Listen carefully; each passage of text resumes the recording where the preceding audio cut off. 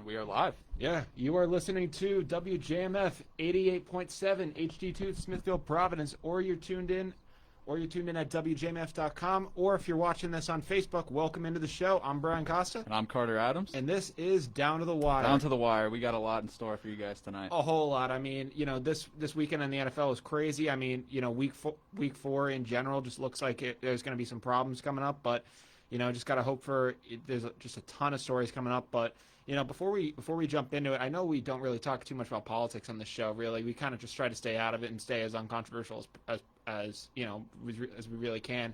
But I mean, everyone in the country last night was tuned into that presidential debate. I mean, we really can't not say something about it. Yeah, at least something. Yeah, I mean, besides staying out, just trying to remain as partisan as possible, nonpartisan, just remain, as unbiased as we can. I mean, for either side, that thing was a bleep show. A joke. I mean, an absolute laughing stock. I mean, that thing just went, south for, I don't think either party walked away feeling better about it, and I really just don't think it really got anywhere with any of the people involved. I'm looking more forward to Jets versus Broncos Thursday Night Football this week. Yeah. That's how bad it was. I mean, if you're really looking for like a comparison of, a sports analogy for it. I mean, I talked to you about this when we were at Salmo. Mm-hmm. I mean, it almost kind of looked like how in a boxing match when a lot of people where a lot of the guys, one guy in the fight is just he realizes that he's lost the last couple of rounds and that basically he has to just go for that big knockout blow. It looked like that, but almost just on both sides, almost thought that they had to go for a knockout blow. And neither one of them really connected on too many of the points. And even when they did, it was in the middle of two other there were just I thought more misses on each side than really hits, and the hits really just didn't connect. I was waiting for one of them to leave the podium and start swinging. I mean, it was that bad. Yeah, honestly, if it could have turned into a Russian slap boxing match at any point. It got to the point where it was getting it got heated. It wasn't even really a debate. I'd call it more of an argument with a moderator that also contributed to the argument. Yeah, I mean, Chris Wallace for a moderator, he was not. He did terrible. I mean, he couldn't even get a word in, just like Biden. Oh yeah, I mean, it got to be ridiculous on both sides involved. And I mean, here's the thing: if you're invested on one side, then I don't think your opinion was swayed last night either way. I mean, what these debates are, it's really just. It's to get the people that are really in the middle and still trying to decide that whether you like to think that those people exist or not, they do. And you know what? If you already think you're voting, if you already have been dead set on voting for one of these guys, you're going to do that either way. I don't think anything was swayed last night. I consider it to be a wash. Nothing was swayed. I was in that exact same position. Yeah. I have no clue who I want to support, but if anything, it made me more unsure. More unsure. Yeah, I mean, it is the first of three. A lot of people are probably going to look at this and just, over the next two, I think that, each candidate is going to probably just decide they're probably going to find different ways to attack each other. And I think that even some of the voting, or at least some of the debate, commissions have basically said that there are going to be new guidelines to make sure that something like this doesn't happen again. Just a complete, craziness on both sides. I think we can both agree that there's just way too much finger pointing, and it's a laughing stock. Yeah. I mean, 100% now. If Joe Rogan had been that, commentator, 100% would have been much more interesting, and I think much more discussion would have been had. I mean, I know that was kind of a joke being floated around, but I mean, the guy would have, I think, had been able to. Yeah, I mean, that's a legitimately good idea. Yeah, I mean, I know that was a popular belief of having Joe Rogan as that guy and just having him sit down and talk about their differences. But why not get a guy like Joe Rogan in there? It doesn't have to be Joe Rogan, but someone who's just unrelated to the subject. And can kind of just make it like a water cooler kind of conversation. Mm-hmm. Yeah. So I don't know. It was needed. That's kind of the little overview I wanted to give about the debate, But back to what we kind of are more akin to in sports. I mean, not much time can go by without something new happening in the sports world. I mean, oh my God, this weekend was craziness. I mean, I don't know about you, but I mean, I one of the big stories coming out, at least, I think we should start NFL wise because I think that was where a lot of the big stories were this weekend. Yeah. I think that my prediction kind of came right that I said early on when when the Bears ended up signing Foles, you had a lot of confidence that they were going to end up, that Trubisky was going to end up being the guy. Tyler said that he was going to be up by halftime, but I literally said I think 2 to 3 weeks and Foles will be the starter. Week 3, Foles came in, ended up taking the reins from Trubisky, and he just had an absolute gem of the second half. No, you were definitely right. That prediction stands completely correct. Mitch Trubisky was not showing up for the Bears. I don't know how they're still 3-0. I mean, it's incredible. But the way that Nick Foles was able to come in the second half of that game and throw 3 touchdowns to bring the Bears back into it, it was amazing. And I think it just further proves that Nick Foles is a legitimately good quarterback, and he deserves that starting position over a guy like Mitch Trubisky. Yeah, I mean, Trubisky, I think he probably just played himself out of his last opportunity in Chicago. I really don't know how. Last opportunity in Chicago or last opportunity ever?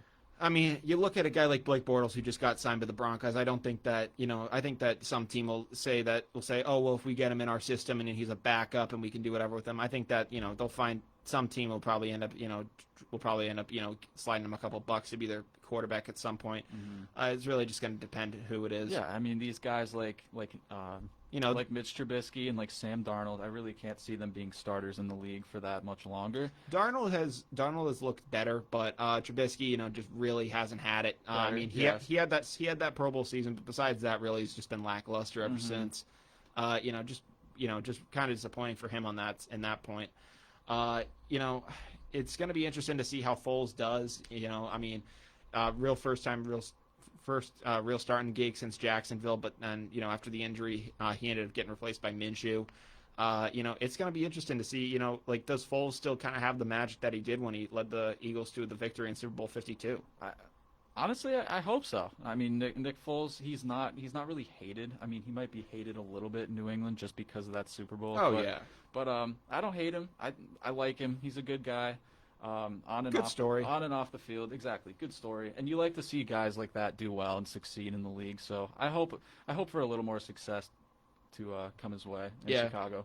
So that was one of the big stories over the weekend in the NFL. The other one that I kind of noticed that was pretty big from what I noticed is that I don't know if you checked out the Rams-Bills game towards the end. Oh yeah. The Bills were up 28-3, similar to... We've seen that score before. Very similar to a score that we've seen before in a big game. And, the LA Rams ended up coming back, and they actually had the lead at one point, and it came down to the final play. Wire. Yeah, it literally came down to the wire. I mean, you had, Josh Allen was marching down the field, and it got to, I think, 4th and 9. It was, in the red zone. And Josh Allen threw a ball, and it was incomplete. And literally, one of the cornerbacks, I think number 33 was the guy.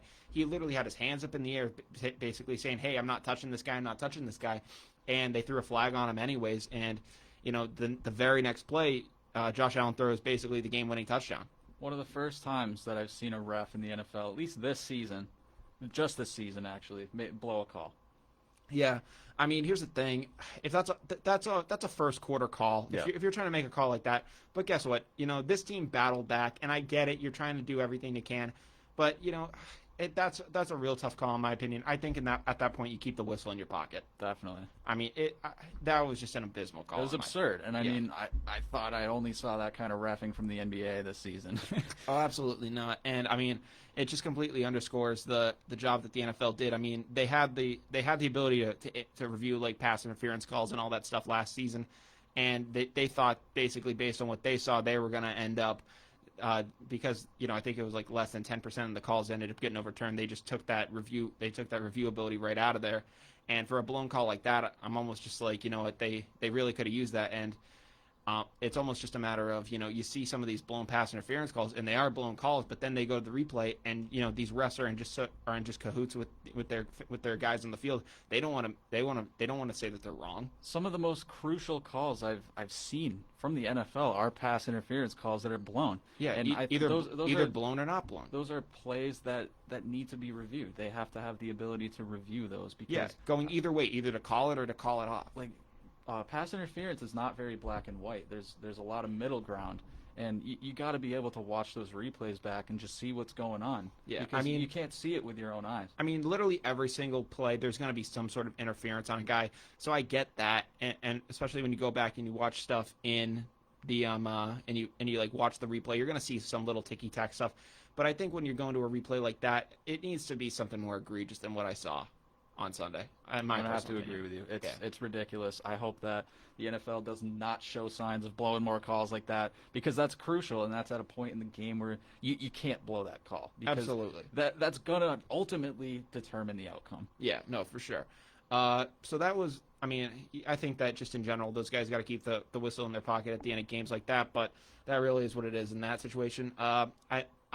We weren't watching the Pats game together on this Sunday, but I know that you tuned in. Oh, definitely. Cam really didn't have that great of a day. Had only, I think, about 162 yards passing.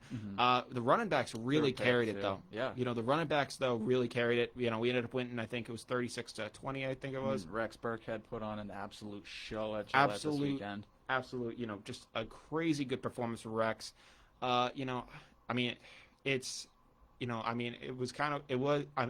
say that the Raiders, to start the game at least gave the Pats a better game than I thought they would. So I will give them that. Really? I mean, at the start, the Pats weren't playing that well. Cam wasn't playing that well. Definitely. Towards the end, they kind of opened it up more. Mm-hmm. I'd say at least in the first half. Mm-hmm. But towards the end of the game, the Pats kind of figured it out a little more. Cam had some plays, but really it was the Pats more on the ground. And I think that as the season goes on, Pats fans and the NFL are really just going to find out that running back is a crazy good weapon for the Pats this year. Definitely. A lot of people were looking at the Pats and were saying they don't have any weapons, and when you're looking at receiver and tight end, you have a really solid case for that, because really it's Edelman, and then it's just kind of a drop off to N'Keal Harry, and really that's it. But you look at this running back core, and you see Rex Burkhead, who had 3 touchdowns on Sunday. You see J.J. Taylor, who has shown incredible promise. That guy's incredible. He's small fry. He's short, but people can't bring him down. Yeah, if he ends up continuing that success, that's going to be awesome. And another good thing about J.J. Taylor's success and the success that he had on Sunday is you saw it kind of come out in Sony Michel's game too, because for the first time in a while, he finally kind of played like he had a fire, like he really had to really kind of go for it. Yeah, first time in a while. Preach those words. It's been forever since I've seen Sony Michel have. Yeah. An amazing game. Not since his rookie year, I would say. Yeah, I'm gonna have to agree. That playoff run that he had, in the Super Bowl, like that, he was really solid at that point. But for some reason, whenever he's running with the ball, it literally almost looks like he's just doing like a runner's jog, and he's just looking for the C's to part. And when they don't, Sony, you're a tough guy. You can go and you can barrel some guys over. Yeah, you can barrel through guys, or guess what? You're allowed to cut to the outside and try to make a run up the sideline. Exactly. And Sony, you're an above average, speed guy. You can make some plays with your feet. No, it's definitely very frustrating watching him, because there's so much more that he is capable of doing. And I don't think he knows it, which is so frustrating. Yeah, half the time he's putting his head down and trying to truck through 2 guys, and that's going to get you 3 yards. And you see other guy. I know Alvin Kamara's not really a power back, but he's able to just run it up the sideline. And I think Sony Michel has the speed for that too. Yeah. For anyone listening on here.